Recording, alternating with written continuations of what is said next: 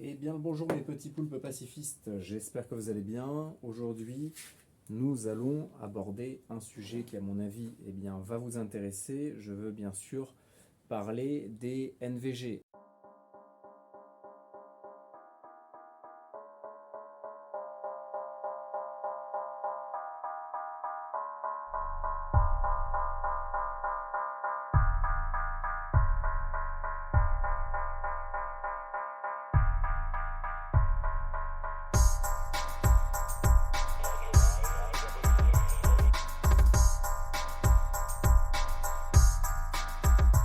You're so toxic, a creeping decay. NVG qui veut dire Night Vision Google, donc les lunettes de vision nocturne pour les gogoles. Non, plus sérieusement, aujourd'hui nous allons voir ensemble comment fonctionne la technologie infrarouge. Ça va être une vidéo d'introduction, on ne va pas rentrer trop en détail dans cette technologie-là, on aura d'autres vidéos pour le faire. On va également voir ensemble quelques principes de base pour avoir les notions les plus élémentaires afin de comprendre correctement l'infrarouge et le spectre lumineux. Et puis ensuite, on va voir un petit peu les avantages et les inconvénients de ce type de technologie, qui est vraiment, d'après moi, abordable et qu'il faut impérativement posséder. Donc je vous montrerai quelques appareils que je possède. Donc commençons par voir quelques notions de base. Donc le terme spectre lumineux fait bien sûr référence aux ondes électromagnétiques, et ce qu'il faut savoir, c'est que le spectre lumineux, visible ou non à l'œil nu, se trouve sur la continuité des ondes radio. Donc tout en bas, nous avons les ondes radio avec les talkie-walkie, la CB, les radioamateurs, le téléphone, la Wi-Fi, la 3G, la 4G, etc., etc. À la suite de ça, nous allons retrouver le spectre lumineux visible ou non à l'œil nu, donc avec tout en bas l'infrarouge et tout en haut l'ultraviolet. Ensuite, nous avons les rayons X, les rayons gamma. Donc comment se mesure une fréquence électromagnétique? Il y aura deux méthodes. Soit on va parler au niveau du nombre d'oscillations par seconde, donc ce qu'on va retrouver sous le terme de kHz, MHz ou GHz. Donc ça va être un nombre de fois que le signal va varier durant un moment donné, donc nous ça va être une seconde. Et la deuxième méthode, ça va être en parlant de longueur d'onde. Donc ça, c'est une autre méthode pour calculer une fréquence. C'est ce qu'on utilisait à l'époque, notamment sur les TSF. On ne parlait pas en kHz ni en mégahertz, mais on parlait en mètres ou en kilomètres, puisque sur des fréquences très basses, les longueurs d'onde sont très hautes. Et à l'inverse, lorsque les fréquences sont très hautes, les longueurs d'onde sont très basses.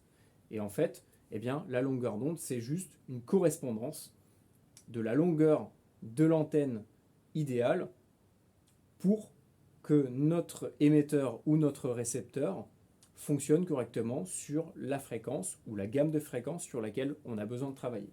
Il faut vraiment comprendre que les ondes lumineuses fonctionnent exactement de la même manière que les ondes radio, pour faire fonctionner deux radios différentes ensemble.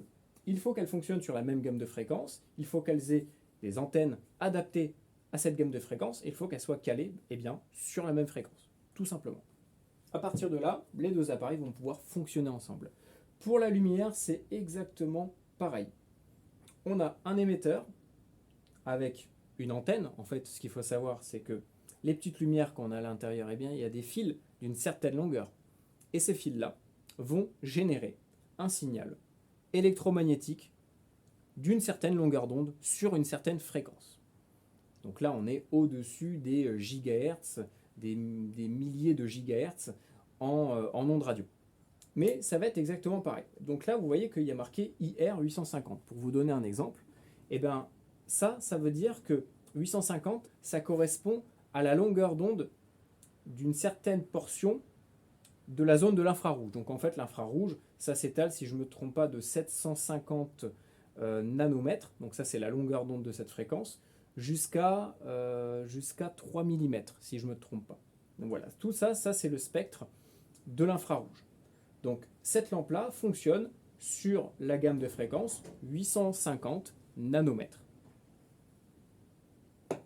Pour que cette lumière infrarouge soit visible par d'autres appareils, il faut que nos appareils, nos capteurs de lumière qu'on a sur nos caméras, nos téléphones, comme là par exemple une GoPro, il faut que les capteurs lumineux à l'intérieur puissent recevoir sur cette longueur d'onde, donc entre 750 nanomètres et 3 mm. Je vous mettrai des captures d'écran avec des données précises. Donc, ce qui est intéressant avec l'infrarouge, c'est que l'infrarouge, c'est à la limite du spectre lumineux visible à l'œil humain. Donc ça veut dire quoi? Ça veut dire que nos yeux ne sont pas censés voir la lumière infrarouge, ou alors très peu. C'est vraiment la limite que l'on va pouvoir voir, nous, à l'œil nu. Donc là, si j'allume par exemple ma lampe infrarouge, je ne sais pas si vous le verrez à la caméra, mais moi je vois légèrement une lumière rougeâtre. Alors qu'en réalité, la lumière flash un faisceau lumineux, c'est juste que mes yeux ne sont pas capables de capter cette zone-là du spectre électromagnétique. Par contre, ce type de caméra ou ce type de caméra, elles peuvent le faire. Alors ça, c'est une petite GoPro que j'ai modifiée, que j'ai achetée pour 30 €. C'est une Tech, c'est une copie de GoPro, c'est celle que j'ai trouvée la plus facile à modifier. Et donc, il y a un simple filtre à enlever entre l'objectif et les capteurs. Et à partir de là, en fait, vous allez pouvoir permettre au capteur de capter la lumière infrarouge. Donc, par contre, la couleur change légèrement sur la caméra. Vous voyez que c'est un petit peu rougeâtre. Et donc, grâce à ça, je vais pouvoir capter de la lumière infrarouge. Puisque mon récepteur, ici, va avoir des capteurs permettant de capter sur cette zone du spectre électromagnétique. Tout comme si j'ai une radio qui fonctionne sur d'autres gammes de fréquences, je vais pouvoir capter d'autres fréquences en dehors du 446 ou de la gamme UHF. L'avantage de l'infrarouge, c'est que vous allez pouvoir éclairer une zone avec de l'infrarouge, donc soit une lampe externe ou alors une lampe intégrée à votre caméra. Et vous allez pouvoir, via un écran, afficher ce que les capteurs infrarouges vont recevoir.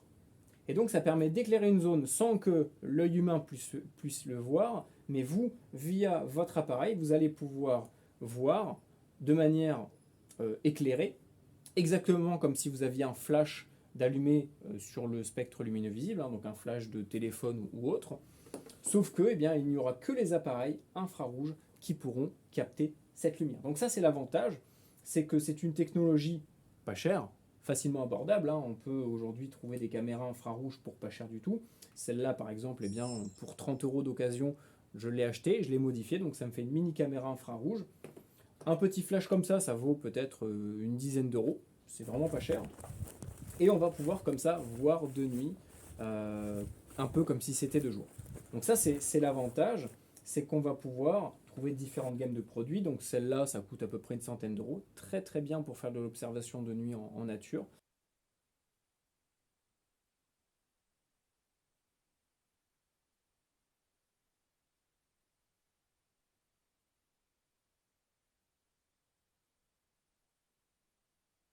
Elle a un zoom assez intéressant. Et par exemple, la Night Operator, que vous connaissez peut-être, qui est arrivée sur le marché il n'y a pas très longtemps, que j'ai depuis quelques semaines, que je suis en train de tester, qui elle est un peu plus évoluée et permet notamment d'être embarquée sur de l'équipement. Donc ça, c'est l'avantage de l'infrarouge, c'est que c'est pas cher et c'est standard. On trouve du matériel infrarouge un petit peu partout. L'inconvénient, c'est que pour voir de nuit, comme je vous l'ai dit précédemment, il faut forcément générer une lumière infrarouge. Et là, ça va poser problème parce que, à partir du moment où vous générez de la lumière infrarouge avec un flash, ça veut dire que n'importe qui équipé en infrarouge va voir votre flash et va savoir que vous êtes là. Il va pouvoir vraiment vous identifier de loin.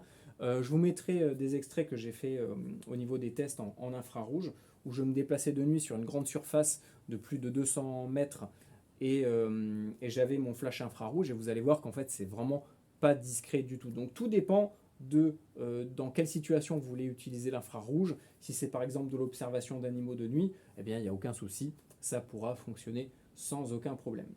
Voilà donc pour ce qui est de l'infrarouge. J'espère que vous avez compris mes explications. J'essaie vraiment de rester le plus simple possible. N'hésitez pas à poser vos questions, des suggestions pour les prochaines vidéos. Je ferai des tests plus poussés sur la Night Operator, qui est vraiment très très intéressant. Elle vaut à peu près 200 €, un peu plus de 200 € sur le marché. Ça reste abordable à toutes les bourses, hein. C'est pas énorme, hein, 200 €. Mais voilà, donc bonne fin de journée à vous et je vous dis à très bientôt.